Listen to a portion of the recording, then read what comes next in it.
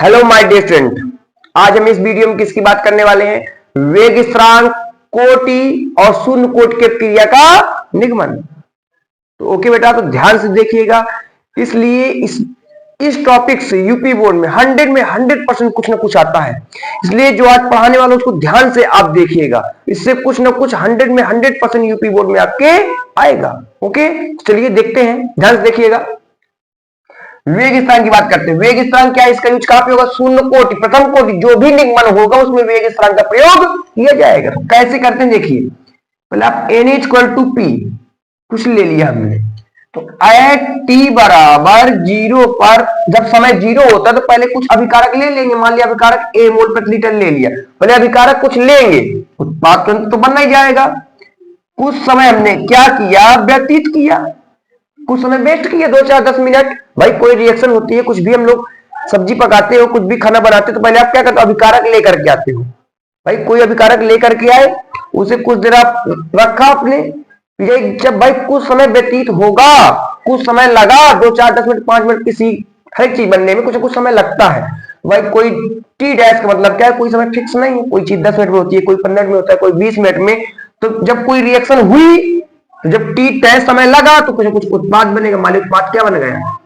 X मोल प्रति litre. ध्यान दीजिएगा, टी बराबर 0 का मतलब क्या कि अभी रिएक्शन शुरू नहीं हुई, हम अभी सामग्री को हमने कलेक्ट किया।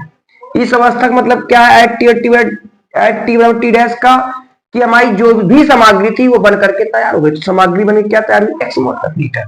ध्यान देना, इस अवस्था में सामग्री को इकट्ठा किया, इस अवस्था में सामग्री बन के तैयार, जो भी बन के तैयार होगी वो यहाँ पर हमको घटाना पड़ेगा। हर कोटि के निगमन में इसका प्रयोग किया जाएगा। तो वेग निकालेंगे तो dx अपॉन dt समानुपाती जो भी अभिकारक हो बड़े कोष्टक के अंदर जो मोल है वो घात में, तो dx अपॉन dt समानुपाती का नियतांक क्या जाएगा? k। यदि अभिकारक की सांद्रता को क्या कर दिया जाए? 1, यदि a का मान 1 कर दिया जाए, 1 के घात कुछ भी हो आंसर 1, 1 के घात कुछ भी हो आंसर 1, 1 का गुणा k में होगा तो आंसर k क्या है?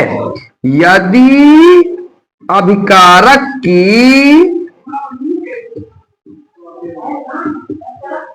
सांद्रता एकांक कर दी जाए तो अभिक्रिया का वेग स्थिरांक के बराबर होता है।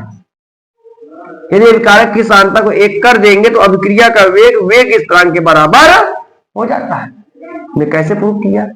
ए पी लिया, जब समय 0 अर्थात इस अवस्था में सामग्री को इकट्ठा किया, इस अवस्था में सामग्री बनके तैयार, जो भी सामग्री बनके तैयार वो उसमें हमको घटाना पड़ता है।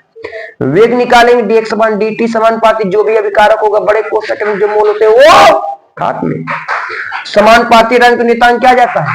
k। ओके, तो यदि हमने क्या किया? हमने अभिकारक की सांद्रता क्या कर लिया? हमने 1 मान लिया, 1 के स्थान पे 1 पुट कराएंगे तो 1 के घात कुछ भी आंसर 1, 1 का गुणा k में तो आंसर k। क्या कहा? यदि अभिकारक की सांद्रता को 1 कर दिया जाएगा तो जो अभिक्रिया का वेग होगा वो वेग स्थिरांक के बराबर हो जाएगा। एक रीडिंग और देखिए, अभिक्रिया की कोटि, अभिक्रिया की कोटि क्या है? अभिकारक अणुओं की वह संख्या जो अभिक्रिया के वेग को निर्धारित करती है, उसे अभिक्रिया की कोटि कहती। क्या? अभिकारक अणुओं की वह संख्या जो अभिक्रिया के वेग को निर्धारित करती है, अभिक्रिया की कोटि कहते हैं, अभिक्रिया की कोटि कहलाती है। कैसे? देखिए, Na plus mb equal to t। इसका वेग निकालिए तो dx अपान dt समानुपाती जो भी अभिकारक होगा बड़े कोष्टक के अंदर जो मोल होंगे वो घात में n और b। तो dx अपान dt समानुपाती का नियतांक क्या जाएगा k, a की घात n b की घात n। यदि घातों का योग जीरो आ जाएगा तो किस कोट की होगी यार, जीरो ऑर्डर रिएक्शन होगी। यदि घातों का योग वन आ जाएगा तो फर्स्ट ऑर्डर रिएक्शन होगी। यदि घातों का योग क्या आ जाएगा, दो आ जाए तो क्या होगी, सेकेंड ऑर्डर रिएक्शन होगी। तो मेरा कहने का मतलब क्या है, जो भी रिएक्शन पेपर में आएगी उनकी घातों को जोड़ लोगे तो घातों को जोड़ने पर जो भी आएगा उस कोट की रिएक्शन होगी। तो अभिकारक अणुओं की वह संख्या जो अभिक्रिया के वेग को अभिकारक की वह संख्या जो अभिक्रिया के वेग को क्या करती है, निर्धारित करती है किस कोट की अभिक्रिया है।